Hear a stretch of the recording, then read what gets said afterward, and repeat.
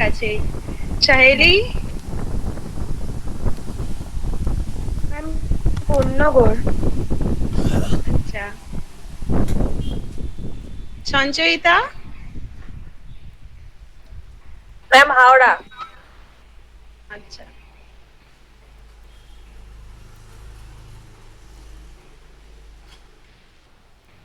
আচ্ছা, এটা আমি নামটা জানি না ঠিকঠাক নেব কিনা। সঞ্চয়ের পুরকাইত নাকি? কেউ একজন হ্যাঁ ম্যাম, এসে চলে না না ম্যাম আমি আছি। সঞ্চারী? না, সঞ্চারী তো। Yes ma'am. আচ্ছা আচ্ছা। Yes ma'am, I am from Durgapur. আচ্ছা আচ্ছা। আচ্ছা, সায়ন কুমার মুখার্জি? হ্যাঁ ম্যাম, কোন্নগর। আচ্ছা। সৌভিক মন্ডল? হ্যালো। হ্যাঁ হ্যালো। হ্যাঁ হ্যাঁ, শুনতে হ্যাঁ, পাচ্ছি, মেমারি বলো। থেকে। আমার বাড়ি মেমারি। আচ্ছা আচ্ছা। হ্যাঁ, মেমারি বাড়ি। ওকে ওকে। শুভম সারান? Yes, ma'am. I'm from Kachawada. ওকে। সোমেশ্বর পাল? চূড়া। ওকে। সৌমিক বললো কি না বলেনি কেন? Yes, ma'am. Shomik Ghosh, Shodhpur. আচ্ছা। Souvik Das? Yes, ma'am. I am from Hooghly. Okay. Susmita Roy? Yes ma'am, আমি কোন্নগর থেকে। আচ্ছা। স্বরূপ সাহা চৌধুরী? ইয়েস ম্যাম, আমি কাঁচাপাড়া। আচ্ছা। তানিয়া সরকার? Yes ma'am. তুমি বললে না কোথা থেকে? আমার মনে হয় আরেকবার হয়ে গেছে। হ্যালো। হ্যালো, শোনা যাচ্ছে, বলো। ইয়েস ম্যাম, আমি ইসলামপুর থেকে। আচ্ছা আচ্ছা। আচ্ছা, আমার নামেও একজন আছে, তৃষা দাস। তোমার বাড়ি কোথায়? Yes ma'am, from Howrah. আচ্ছা আচ্ছা। আচ্ছা, তো মাত্র 32 জন, বাকিরা গেল কই?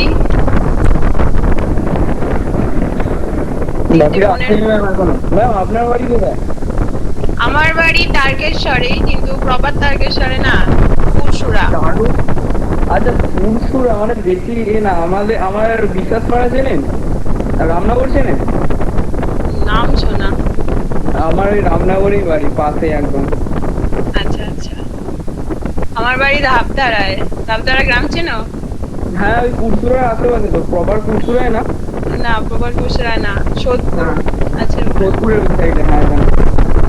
আচ্ছা, কি করবো, সবার জন্য ওয়েট করবো না? আমি স্টার্ট করে দেবো ক্লাস, এ তো এখনো আসছে। স্টার্ট করে দিন, আর বেশি মনে হয় আসবে না এখন। কেন আজকে কি আমাকে কি ভাল লাগলো না নতুন ম্যাম আসবে বলে? অন্তত কেউ তো ইন্টারেস্টেড হয় যে হ্যাঁ নতুন ম্যাম কে, অন্তত দেখি। আরে ম্যাম কি বলছেন? আরে প্রত্যেক দিকে 33-34 জনই থাকে, এর বেশি যায় না।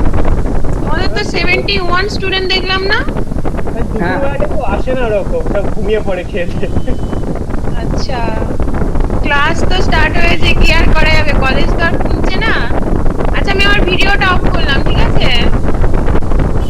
অন্তত কলেজে গিয়ে এই মুখটা চিনতে তো পারবে।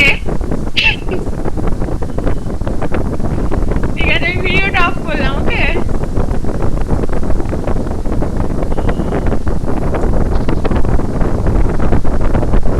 আচ্ছা, তো এখানে কি সবাই বাংলা বুঝতে পারছো? মানে যারা যারা আছো, তাহলে বাংলায় বলবো, নাহলে এতে যাব, ইংলিশে যাব।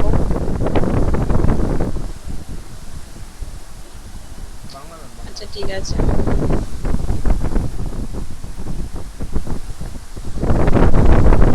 আচ্ছা, ঠিক আছে, ওকে।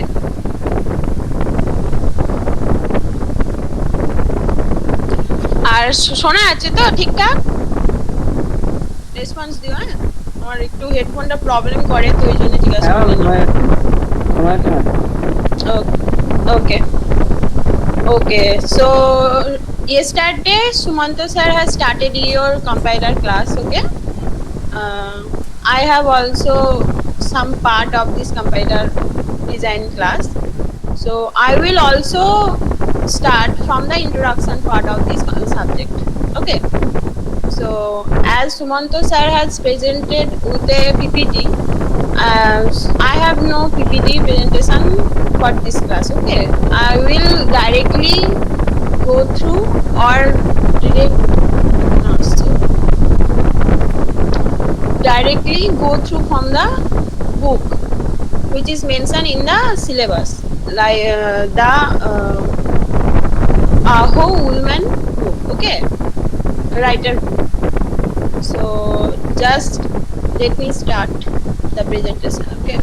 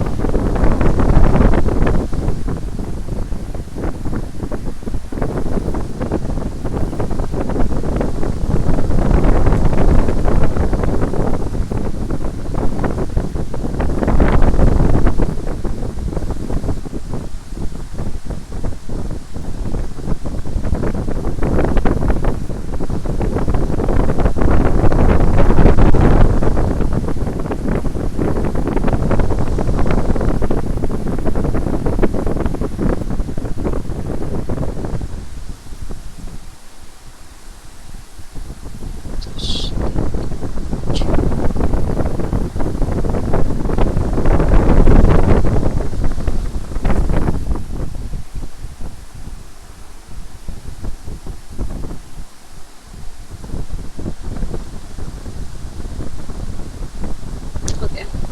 Visible to everyone, is it?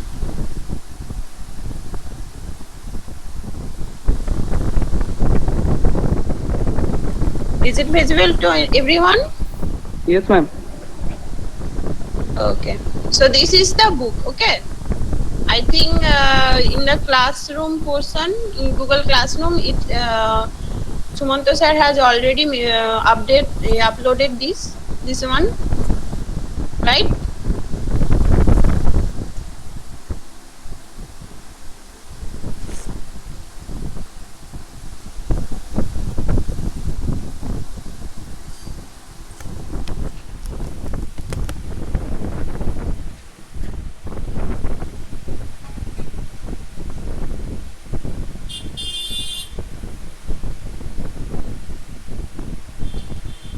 Okay, first okay, give me some time.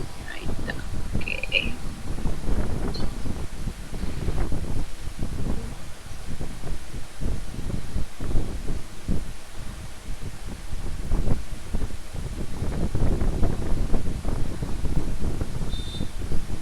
Okay, let me tell you what is in the syllabus actually, in this compiler design class syllabus. Okay, the whole book is not in the syllabus. Some portion are in this WBT syllabus. Okay.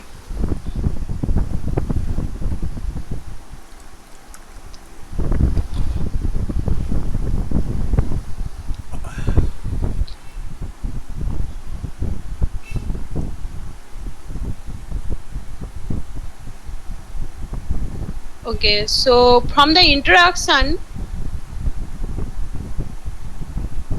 K join করলো? বাবরে, এখনো join করছে রে।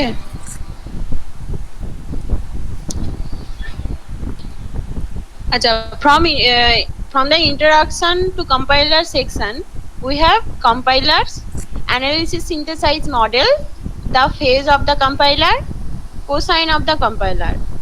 Then we have lexical analysis. This is for only module 1. Okay. In lexical analysis, the role of the lexical analyzer, token, patterns, lexeme, input buffering, specification of a token, recognition of token, finite automata, from a regular expression to an NFA, from a regular expression to NFA, from a regular expression to DFA. Then in module 2, we have syntax analysis, the role of a parser, contextual grammar, writing a grammar, top-down parsing, no recursive predictive parsing, that is LL, then bottom-up parsing, handles, variable prefix, operator precedence, parsing, LR parser. In LR parser there is SLR, LALR, parser generator, YACC, error recovery, strategies for different parsing technique, then syntax directed translation.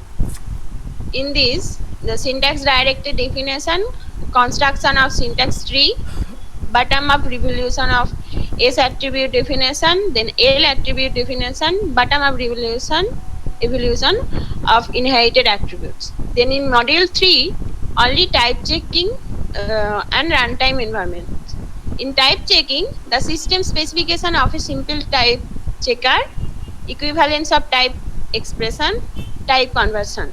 And in runtime environment, source language issues, that is activation tree, control stack, scope of declaration, binding of names, then storage organization, that is subdivision of runtime memory, activation record, storage allocation strategies, then parameter passing, call by value or call by reference, or copy store restore, call by name. There's 4 kind of parameter passing is there. Then symbol tables, dynamic storage allocation techniques. Okay, and in module 4, which will I take? Okay, in that intermediate code generation. In intermediate code generation, there is intermediate language, graphical representation, tree address code, implementation of tree address statement, that is quadruple, triple, indirect triple.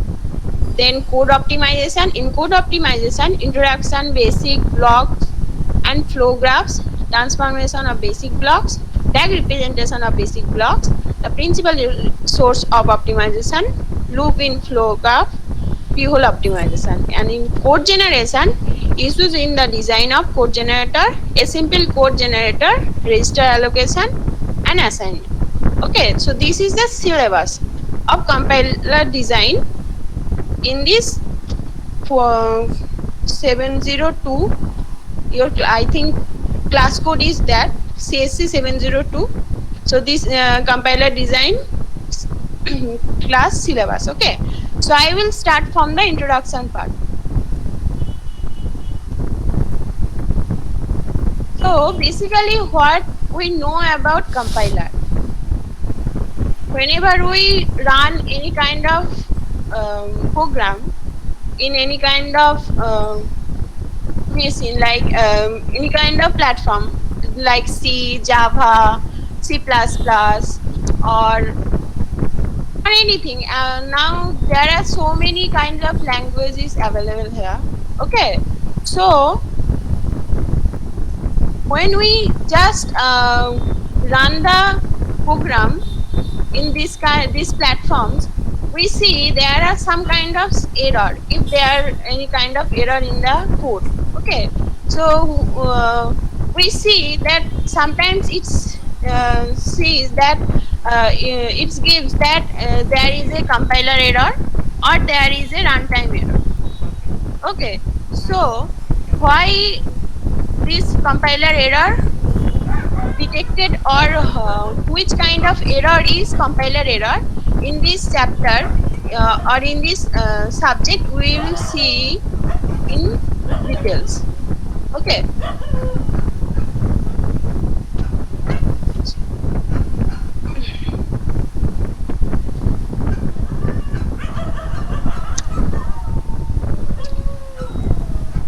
so basically compiler is a program, okay, which convert a high level language to a low level language. Now you can ask that why we don't directly input the low level language in the computer or any machine. Okay,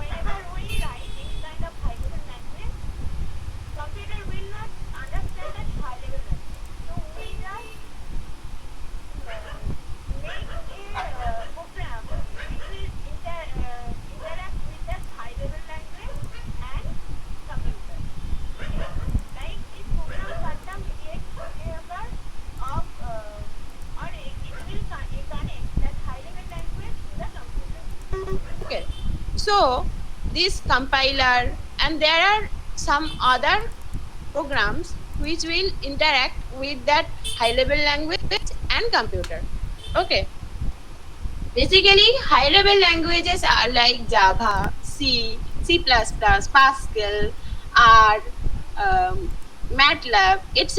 etc. Okay. There are so many languages is there, like HTML, okay, and many other. But in low level language, which is just produced is only the bit 0 and 1 bit, which is capable by computer. Means computer কিন্তু just 0 আর 1 এর ভাষাটাই বোঝে, ঠিক আছে, আর অন্য কোনো ভাষা বোঝে না। কিন্তু তো আমরা যাই করি না কেন, লাস্টলি কম্পিউটারকে ওই 0 আর 1 এতেই আসতে হবে। মানে যাই আমরা করি সেটাকে 0 আর 1 এতে কনভার্ট না করা অবধি কম্পিউটার কিন্তু কিছু বুঝতে পারবে না, ঠিক আছে। তো তার জন্যই এই সফটওয়্যার বলো কিংবা এই প্ল্যাটফর্ম মানে মিডিল যে জিনিসগুলো আছে যেমন কম্পাইলার, ইন্টারপ্রিটার, এইগুলো আমরা ইউজ করে থাকি, ঠিক আছে। Clear?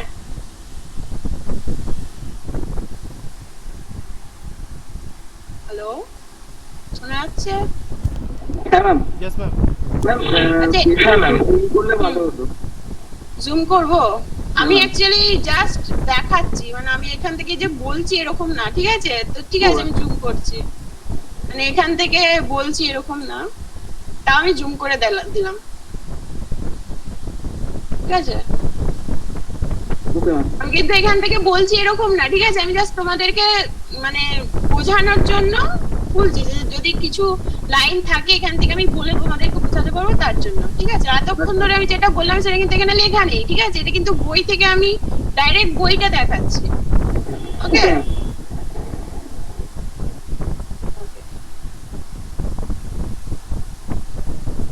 Now here is a structure. So this is compiler, and this is the source program, and this is the target program. So এতক্ষণ ধরে যেটা বললাম যে এই সোর্স প্রোগ্রামের মধ্যে ওই হাই লেভেল ল্যাঙ্গুয়েজ গুলো থাকে, ঠিক আছে। সেই ল্যাঙ্গুয়েজে আমরা যা কোড করি সেটা এই সোর্স প্রোগ্রাম হিসাবে আমরা কম্পাইলারের মধ্যে ইনপুট করব।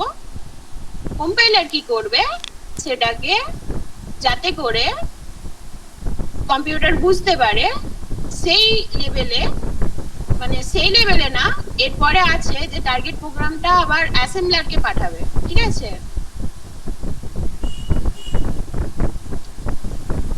অ্যাসেম্বলারকে পাঠাবে, সে আবার মানে কম্পাইলার থেকে যে প্রোগ্রামটা বেরোবে সেটা আবার অ্যাসেম্বলারে যাবে। অ্যাসেম্বলার সেটাকে একবারে তোমার এক্সিকিউটেবল যে কোড, মানে ওই 0-1 এই কোডেতে পরিণত করবে, ঠিক আছে। তো তার আগে কম্পাইলার জাস্ট তার মধ্যে কোনো এরর থাকলে, প্রোগ্রামটার মধ্যে কোনো রকম কোনো ইস্যু থাকলে সেইগুলোকে কম্পাইলার দূর করে দেয়, যাতে করে যখন অ্যাসেম্বলারেতে যাবে প্রোগ্রামটা, তখন ডাইরেক্টলি ওই প্রোগ্রামটাকে ও জাস্ট 0 আর 1 বিটে কনভার্ট করতে পারে, ঠিক আছে, যাতে করে কোনো রকম না প্রবলেম থাকে, okay. So now in target program, আচ্ছা একটা জিনিস তোমাদের অবভিয়াসলি মনে আছে যে যখনই আমরা সি প্রোগ্রাম করি, আমরা ফার্স্টে জিনিসটাকে রান না করে তার আগে কম্পাইল করি।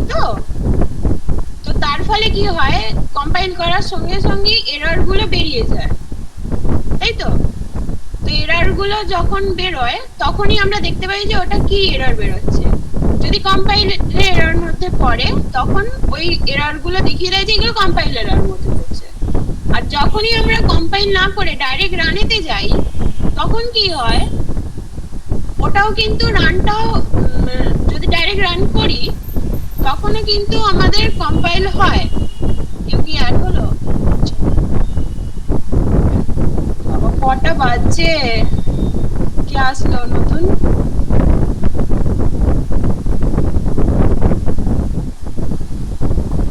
আচ্ছা, তো যেটা বলছিলাম, তো আমরা যদি কম্পাইল নাও করি, ডাইরেক্ট যখন রানে করব তখনও কিন্তু প্রোগ্রামটা কম্পাইল হয়, ঠিক আছে? তখন আমরা দেখতে পাই যে কম্পাইল এরর গুলো দেখাচ্ছে প্লাস রান টাইম এরর দেখাচ্ছে, ঠিক আছে? কিন্তু যদি আমরা শুধুমাত্র কম্পাইল করি তখন কিন্তু কম্পাইল এরর তাই দেখায়, রান টাইম এরর কিন্তু দেখায় না, ঠিক আছে? এটা কি মাথায় মানে মনে আছে যে এরকম জিনিসটা হয়? খেয়াল আছে কি জানি না, মানে এই জিনিসটা হয় কিন্তু, ঠিক আছে?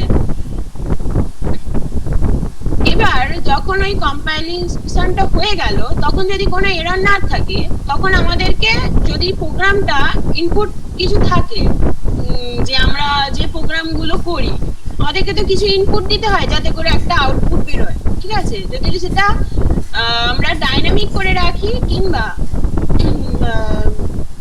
ইউজার ইনপুট দিতে হয় কিংবা জাস্ট প্রোগ্রামেতেই দেওয়া থাকে, তখনও আমাদেরকে একটা আউটপুটের যে স্ক্রিনটা আসে তখন আমাদেরকে তো একটা ইনপুট দিতে হয়।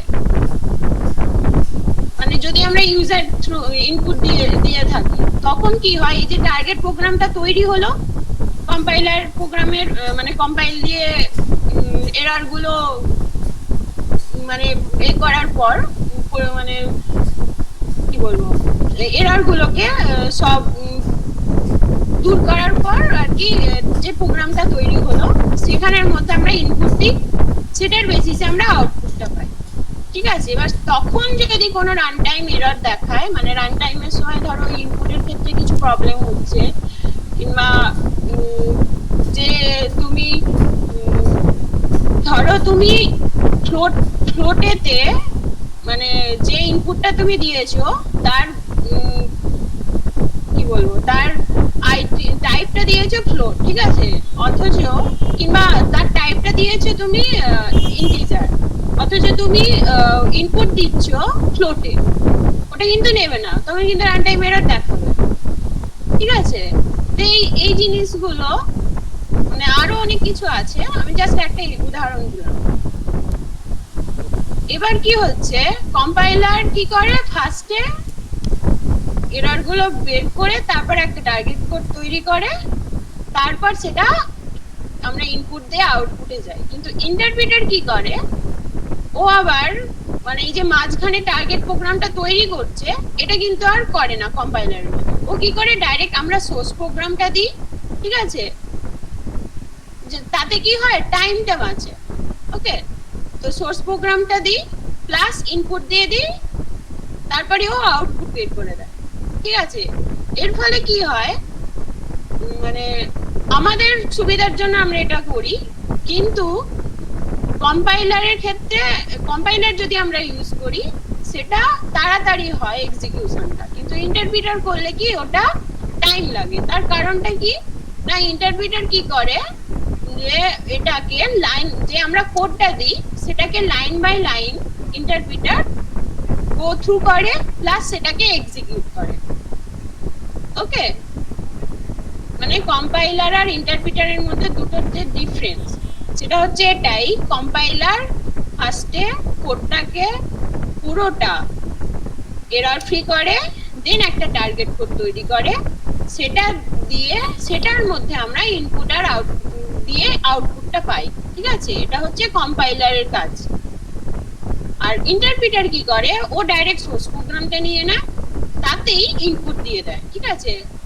তারপর আউটপুট বের করে। এবার যা এরর আসলো যাই আসলো সেটা একদম লাস্টে দেখায়, মানে আউটপুটটা হওয়ার সময় আমরা এরর গুলো দেখতে পাই, ঠিক আছে?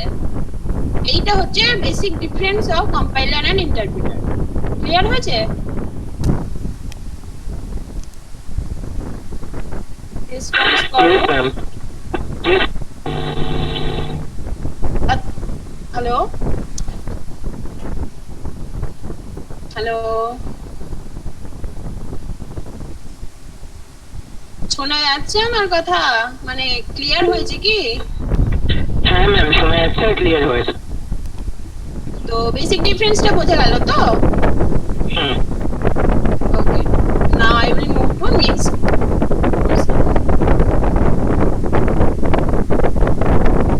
আচ্ছা, এখানে একটা জাভা প্রোগ্রাম দিয়ে কি হয় সেটা এখানে একটা উদাহরণ দিয়ে দেখিয়েছে, ঠিক আছে? সেটা আমি দেখাই।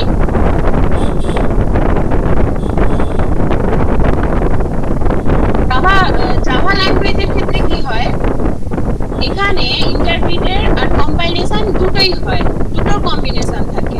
তার ফলে কি হয়, জাভা কি করে, ফার্স্টে সোর্স প্রোগ্রামটাকে কম্পাইল করে নেয় একটা ইন্টারমিডিয়েট কোডেতে, ঠিক আছে? যে দেখতে পাচ্ছ সোর্স প্রোগ্রামটা আছে, ওর মধ্যে ট্রান্সলেটর দিয়ে একটা ইন্টারমিডিয়েট প্রোগ্রাম তৈরি করে নিল।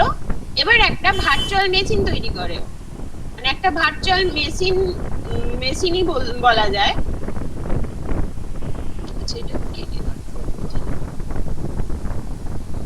ফার্স্টে কি করে, মানে ওই কম্পাইল করে ইন্টারমিডিয়েট কোডটাকে এখানে আমরা বাইট কোড বলছি, ঠিক আছে?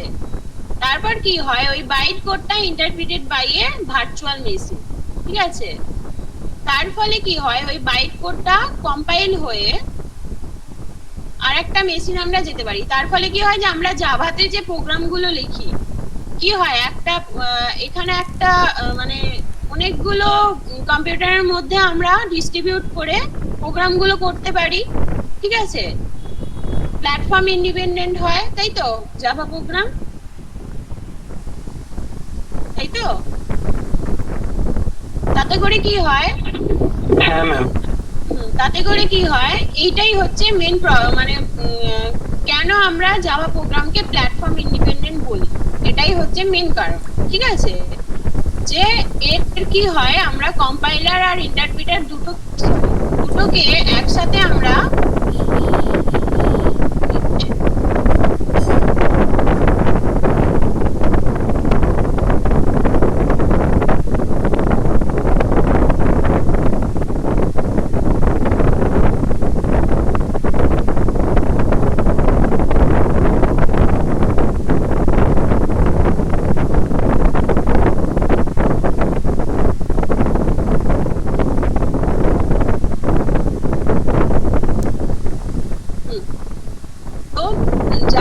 আমরা যেহেতু ইন্টারপ্রিটার আর কম্পাইলার একসাথে আমরা ইউজ করি, এটা একটা কম্বিনেশন থাকে, ঠিক আছে? তার ফলে কি হয়, আমরা একসাথে অনেক খুব তাড়াতাড়ি একটা প্রোগ্রাম, এবার তোমরা তো শুধুমাত্র একটা ছোট প্রোগ্রাম আমরা করি, তো এরকম অনেক প্রোগ্রাম আছে যেগুলো অনেকগুলো কম্পিউটারের মধ্যে ডিস্ট্রিবিউটেড করা হয়, ঠিক আছে?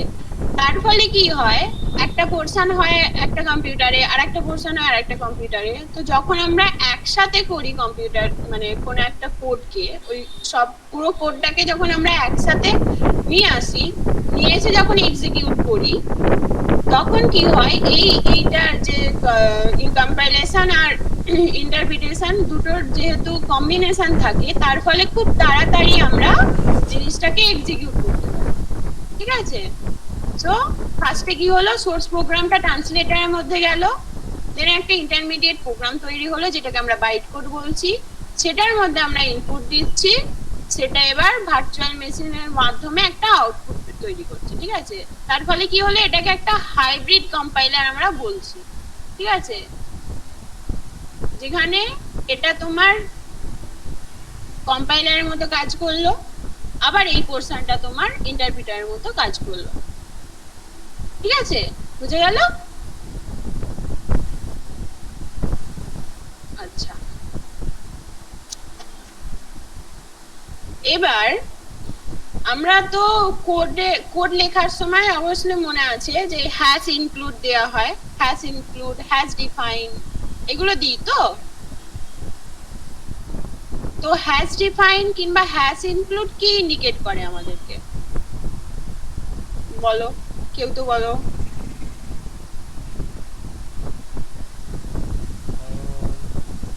হ্যাশ ইনক্লুডের মধ্যে আমরা যা লিখি কিংবা হেডার ফাইলকে ইনক্লুড করতে লাগে।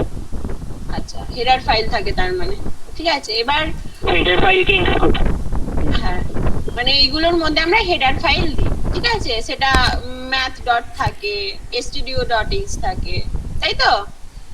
এবার কম্পিউটার তো আর এরকম জানে না যে এগুলো কি, ওকে? তো তার জন্য এই যে হ্যাশ জিনিসটা আমরা দিই, সেটা হচ্ছে প্রি প্রসেসর, ওকে? ওই প্রি প্রসেসরটা কি করে, এই যে আমরা লাইব্রেরি ফাংশন গুলো দিলাম, ঠিক আছে, যে হ্যাজ ইনক্লুড দি studio.h দিচ্ছি, math.h এগুলো দিলাম, সেইগুলোকে কি করে, কানেক্ট করে। ঠিক আছে, কানেক্ট করার পরে ওগুলোকেও হাটিয়ে দিল, প্রি প্রসেসর দিয়ে ওটা করে হাটিয়ে দিল। এবার জাস্ট কম্পাইলার তখন কি করে, ওর প্রি প্রসেসরের পোরশন অবধি কিন্তু ওর কোনো কাজ নেই, এই কাজটা কিন্তু প্রি প্রসেসর করে দেয়। যেহেতু আমরা হ্যাশটা দিই, তার জন্যই প্রি প্রসেসর এই যে লাইব্রেরি ফাংশন গুলোকে লোড করা সেগুলোও করে দিল। ঠিক আছে, এবার মেন প্রোগ্রামেতে যা হয় সেটা করে কম্পাইলার। ঠিক আছে, প্রি প্রসেসরের কাজ হচ্ছে ওই লাইব্রেরি ফাংশন গুলোকে মানে পুরোটা কি বলবো ইনক্লুড করে, যেমন আমরা ম্যাক্রোস বলতে পারি জিনিসটাকে, মানে pre processor may also expand short hand call macOS. ঠিক আছে, এখানে যেমন লেখা আছে। তো এটা করে দিল, তারপর এবার আসছে তোমার কম্পাইলারে। ঠিক আছে, এবার কম্পাইলারের মধ্যে সরি যে মেন কোডটা আসছে সেটা এবার আসছে তোমার কম্পাইলারের মধ্যে। ঠিক আছে, এবার কম্পাইলার ওই কোডটাকে নিয়ে কাটা ছেঁড়া যা হয় আর কি করে তারপর তোমার টার্গেট কোডেতে নিয়ে যাচ্ছে। ওকে, এবার টার্গেট কোড থেকে সেটা যাচ্ছে অ্যাসেম্বলারেতে।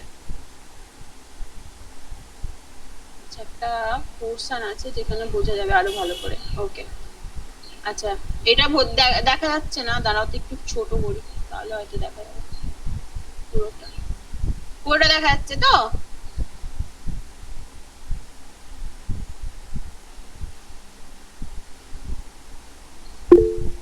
আচ্ছা, এবার তাহলে বলি তো, তাহলে প্রি প্রসেসর দিয়ে একটা প্রি প্রসেসর যে জিনিসটা তৈরি করলো, যে মডিফাইড প্রোগ্রামটা তৈরি করলো, সোর্স প্রোগ্রামটা, সেটা গেল কম্পাইলারে। কম্পাইলার গেল টার্গেট অ্যাসেম্বলি, যে কম্পাইলার থেকে যে টার্গেটেড অ্যাসেম্বলি প্রোগ্রামটা তৈরি হলো সেটা গেল অ্যাসেম্বলারে। এবার অ্যাসেম্বলার কি করলো, রিলোকেটেবল মেশিন কোড তৈরি করলো। ঠিক আছে, এবার রিলোকেটেবল মেশিন কোড কেন বলা হচ্ছে,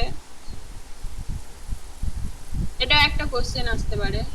আই থিংক কালকে স্যার বলেছে কেন বলা হয় রিলোকেটেবল মেশিন, তাই তো? আমি ছিলাম ক্লাসে,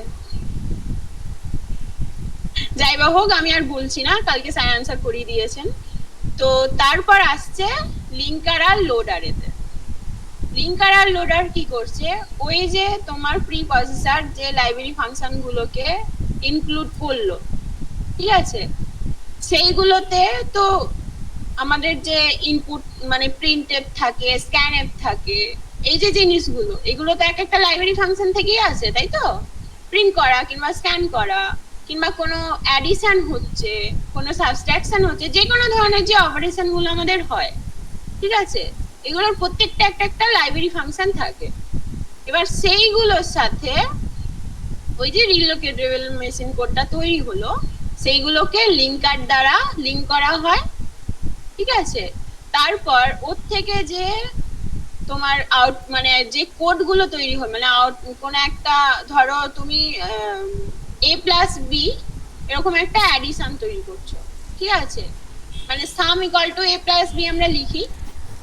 তো a+b থেকে যে সামটা তৈরি হলো, মানে একটা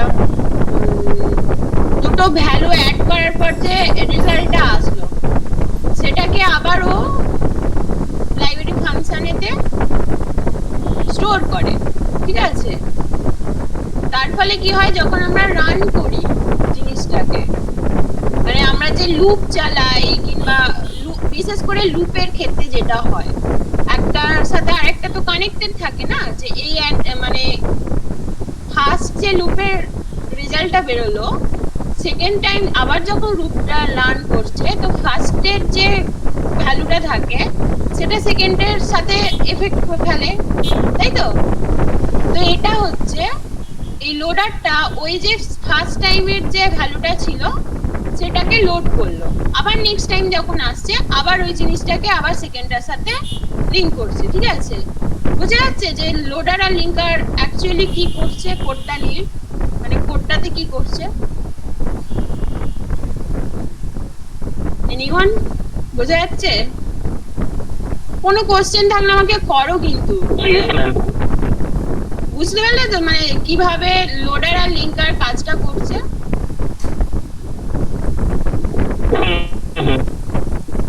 আচ্ছা, এবার আসছি আমরা অ্যাকচুয়াল কম্পাইলার, মানে কম্পাইলারের ভিতরে অ্যাকচুয়ালি কি হয়।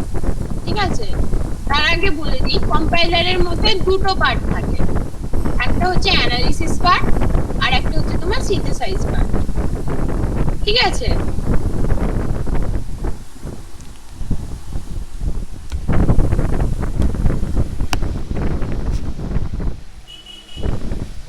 আমরা যদি অ্যাকচুয়াল কম্পাইলারের মধ্যে কি হয় সেটা যদি একটা মানে ফেজ, কম্পাইলারের যে ফেজ সেটাকে দেখতে চাই,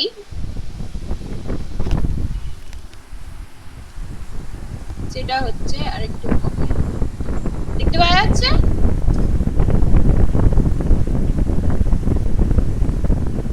পুরোটা দেখা যাচ্ছে তো? পুরো পিকচারটা দেখা যাচ্ছে? হ্যাঁ ম্যাম। ওকে, আচ্ছা, এই যে অ্যানালিসিস পার্ট আর সিনথেসাইজ পার্ট বলছি, সেটা কোন কোন পোরশনকে আমরা অ্যানালিসিস পার্ট বলছি আর কোন কোন পোরশনকে সিনথেসাইজ পার্ট বলছি। ঠিক আছে, আবার এটাকে আমরা একটা ফ্রন্ট এন্ডও বলতে পারি, যে অ্যানালিসিস পার্টটা হচ্ছে ফ্রন্ট এন্ড আর সিনথেসাইজ পার্টটা হচ্ছে তোমার ব্যাক এন্ড। ঠিক আছে, সো এই যে পোরশনটা, এই যে ইন্টারমিডিয়েট কোড পর্যন্ত, ঠিক আছে, যেটা বেরোচ্ছে সেটা না, জাস্ট ইন্টারমিডিয়েট জেনারেটর অবধি এই যে পোরশনটা, এই পুরো পোরশনটাকে আমরা বলছি analysis part or front end of the compiler. ঠিক আছে, দেন এই যে ইন্টারমিডিয়েট রিপ্রেজেন্টেশনটা বেরোলো সেটা থেকে লাস্ট একদম টার্গেট মেশিন কোড অবধি যে পোরশনটা হচ্ছে, এটাকে আমরা বলছি synthesise part or back end of the compiler. ঠিক আছে, তো ইন্টারমিডিয়েট কোডটাকে জাস্ট একটা মাঝের পার্ট বলা যায়। ঠিক আছে, আর প্রত্যেকটার সাথে সিম্বল টেবিল, সেটা এই ব্যাক এন্ডই হোক কিংবা ফ্রন্ট এন্ডই হোক, দুটোর ক্ষেত্রেই সিম্বল টেবিল থাকে। আর এখানে আরেকটা থাকে এরর টেবিলের আছে, সেই জিনিসটা এখানে দেখাচ্ছে না। তো এখানে এররের একটা টেবিল থাকে, সেখানেতে এই পোরশন থেকে যা যা এরর আসে সেগুলো স্টোর হয়, প্লাস এই পোরশন থেকে যে যে এরর আসে সেগুলো স্টোর হয়। ওকে, তো আমরা ওভারঅল দেখি যে কোন পার্টটা কি কাজ করে। তো এবার আমরা একটা কোড দিলাম কম্পাইলারকে।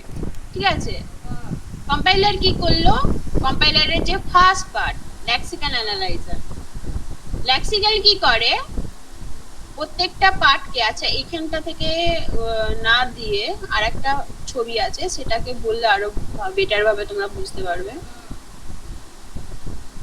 দাঁড়াও, এই যে দেখাচ্ছি।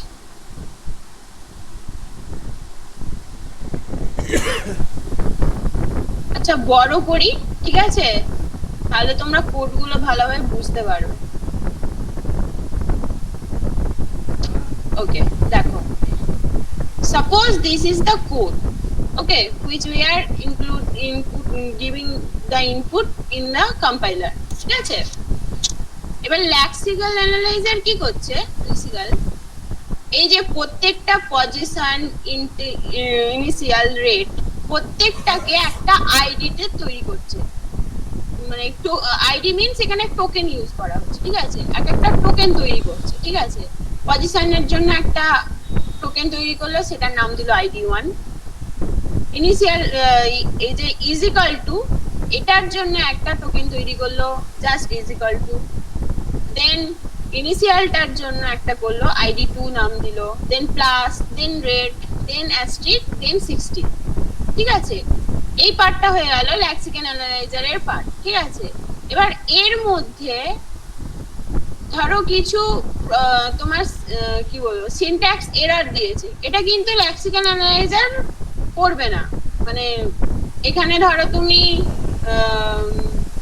60.6.0 মানে ফ্লোটে দিচ্ছ কি ইন্টিজারে দিচ্ছ, সেটা কিন্তু লেক্সিক্যাল অ্যানালাইজার দেখবেই না। ও জাস্ট কি করবে, যে কোডটা দেওয়া হলো এই ভাষা, মানে এইভাবে কোডটা দিয়েছি আমরা নর্মাল রিপ্রেজেন্টেশন হিসাবে হাই লেভেল ল্যাঙ্গুয়েজে সেটাকে জাস্ট ও একটা কোডে পরিণত করলো, টোকেনে পরিণত করলো, ঠিক আছে। এবার ওই টোকেনটা কি করলো, সিনট্যাক্স অ্যানালাইজারে গেল, ঠিক আছে। ওখান থেকে এবার একটা ট্রিতে তৈরি করলো, ঠিক আছে। এটাকে আমরা পার্স ট্রি বলি, ঠিক আছে, পার্স ট্রি। ও কি করছে, এই যে প্রত্যেকটা আইডি, মানে আমরা কি জানি একটা whenever we give any kind of equation where there is a plus minus is equal to, plus minus division or any kind of expression is there is a priority, right? যে কোনটার পর কোনটা হবে। সো ওই syntax analyser কি করে, আমরা সবাই জানি যে আগে আমরা মানে অ্যাস্ট্রিকের যা থাকে, মানে গুণ যেটা থাকে, ইনটু যেটা থাকে, সেটা ফার্স্টে হয়, দেন প্লাসটা হয়, তাই তো। এই যে সিনট্যাক্স অ্যানালাইজার কি করে, যে পার্স ট্রিটা তৈরি করে, সে কিন্তু ওইভাবেই আইডি গুলোকে সেট করে, যাতে করে ফার্স্টে তোমার টোকেন মানে এই যে ইনটু কোশ্চেনটা হবে, দেন প্লাসটা হবে, দেন ইকুয়াল টুটা হবে। বাবা কে এখন আর হচ্ছে নাকি চলে গেছিল আবার অ্যাড হলো?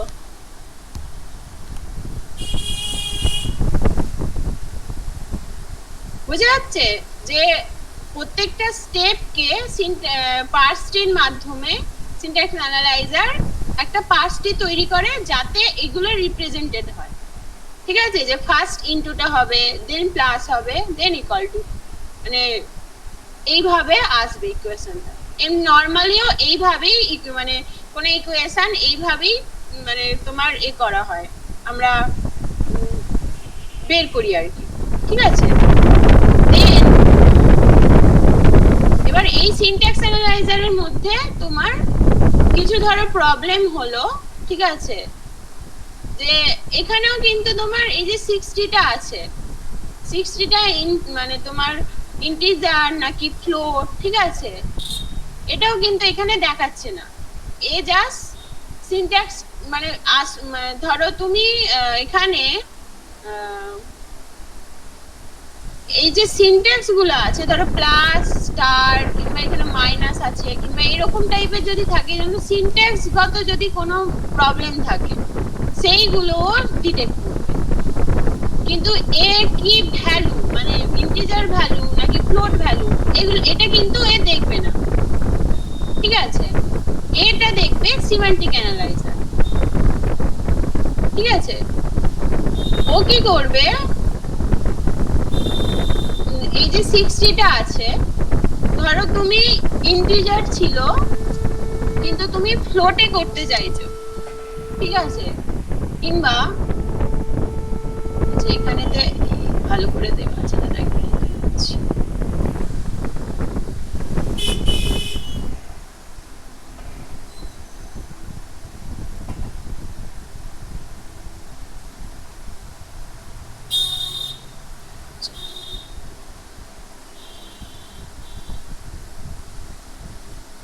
তো বলে দিচ্ছি না, এরকম ভাবেই বলতে হবে। আচ্ছা, সিনট্যাক্স অ্যানালাইজারে আমরা সিনট্যাক্স অ্যানালাইজারে জাস্ট 60 দেখতে পাচ্ছি। এখানে একটা জিনিস জাস্ট অ্যাড করেছে, ইনটু ফ্লোট, ঠিক আছে। এখানে কি হলো, এই যে 60টা, ঠিক আছে, এর যে ভ্যালু, ইন্টিজার ভ্যালু কি ফ্লোট ভ্যালু, ঠিক আছে, সেটা কিন্তু আমরা এখানে দেখতে পাচ্ছি না। তার ফলে কি হয়, আমরা মানে আমরা দেখতে পাচ্ছি না, মানে কম্পিউটারের ক্ষেত্রে ও বুঝতে পারছে না যে এটা 60টা ইন্টিজার নাকি ফ্লোট, ঠিক আছে। সিমেন্টিক অ্যানালাইজারে এসে ওটাকেও একটা এই যে কনভারসেশন একটা আইডি দিল যে ইনটু ফ্লোট, মানে এটা ইন্টিজার থেকে ফ্লোটে কনভার্ট করা হয়ে গেছে, ঠিক আছে। মানে এটা ইন্টিজার ছিল, সেটাকে আমরা ফ্লোটে কনভার্ট করেছি, ঠিক আছে। এর ফলে কি হবে,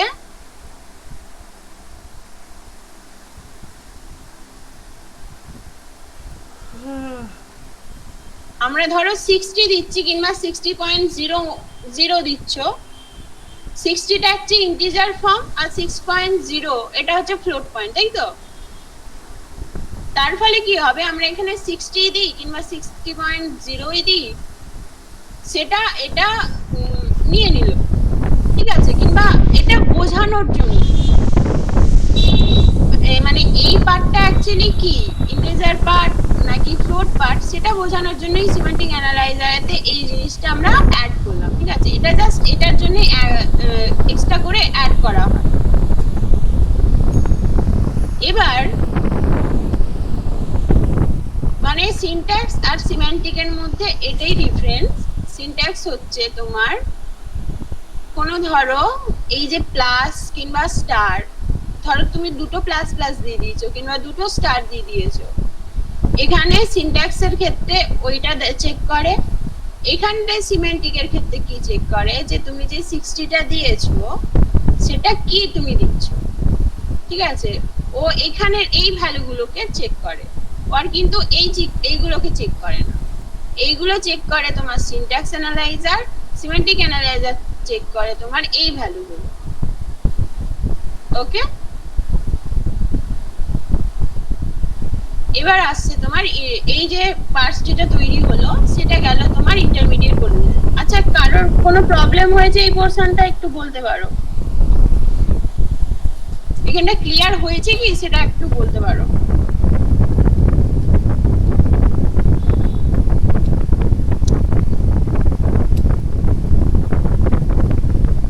আচ্ছা, সব না চলে গেলে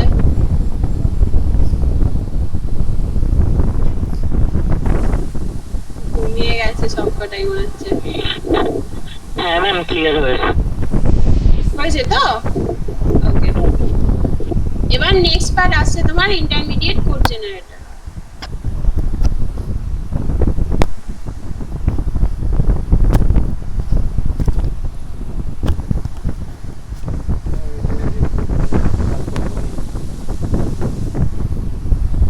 আচ্ছা, ইন্টারমিডিয়েট কোড জেনারেটর, দেন কোড অপটিমাইজেশন, দেন কোড জেনারেটর, এই তিনটে পার্ট কিন্তু আমার পার্ট, ঠিক আছে? আমি পড়াবো, আর এই পোরশনটা অবধি কিন্তু স্যার পড়াবেন, ঠিক আছে?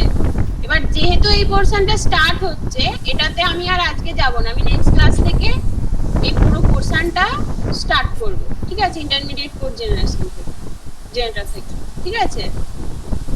এই আগেটা অবধি পুরোটা যে ডিটেলস, মানে কিভাবে কি করা হচ্ছে, এই আইডিটা কি করে তৈরি হলো, তারপর এই যে সিনট্যাক্স ট্রি মানে পার্স ট্রিটা কি করে তৈরি হলো, কিংবা এই যে এর মধ্যে কিভাবে এই জিনিসটা আসছে, ঠিক আছে? এই পুরো জিনিসগুলো কিন্তু স্যার ভেঙে ভেঙে তোমাদেরকে দেখাবে, ঠিক আছে? লেক্সিক্যাল অ্যানালাইজারের মধ্যে তোমার কিছু কিছু অটোমাটার পোরশন আসবে, ঠিক আছে? তো এই জিনিসগুলো মানে অনেকটাই অটোমাটার সাথে, এই পোরশনটা তোমরা অনেকটা অটোমাটার সাথে লিংক করতে পারবে, ঠিক আছে? আজকে এতদূর থাকুক নাকি? 4টে বেজে গেছে আবার। তোমার কি নেক্সট কোনো ক্লাস আছে?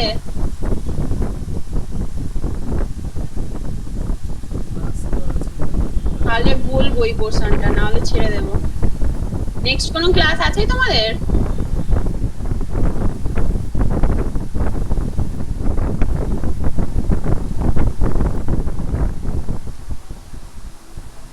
হ্যালো, না ম্যাম নেই। নেই? তাহলে আমি বলে দেবো এই পোরশনটা, নেক্সট ক্লাসে শুরু করবো। ম্যাম নেক্সট ক্লাসে। আচ্ছা ঠিক আছে, সবাই আছো? আমি কিন্তু অ্যাটেন্ডেন্স নেব। ওকে। হ্যাঁ ম্যাম আছি। ওকে,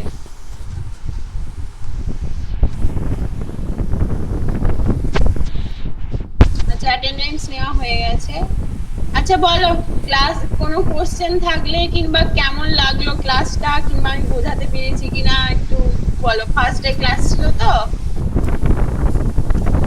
ঠিক আছে, ক্লাস সবাই বুঝতেই পেরেছি।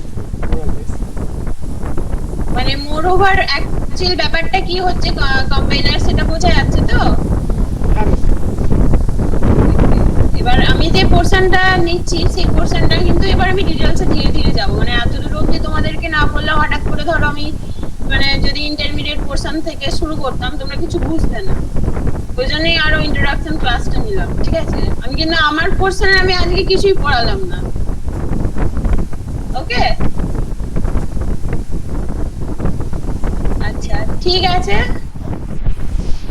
কারো কিছু প্রবলেম নেই তো বলতে পারো, কোনো কোশ্চেন থাকলে কিংবা কিছু থাকলে। আচ্ছা ঠিক আছে, ঠিক আছে তাহলে শেষ করলাম।